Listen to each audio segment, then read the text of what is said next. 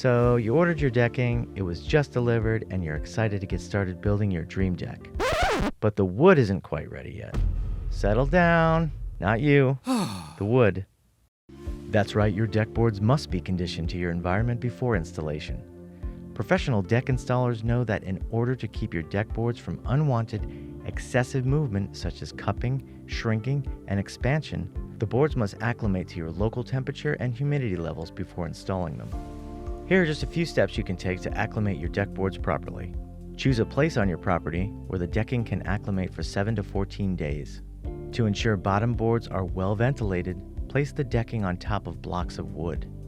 The decking should be elevated between 4 and 12 inches off the ground during acclimation. Keep stickers or wood shims between layers of boards to allow for proper airflow. Covering the top of the pile with a sheet of plywood to shed water flow is highly recommended. Do not store material for more than 30 days prior to use without first consulting with a sales rep at AdvantageLumber.com. To ensure your storage conditions are optimal, do not store the decking directly on the ground. Do not store decking directly on top of a concrete surface. Do not cover the decking material with plastic or tarp during the acclimation period.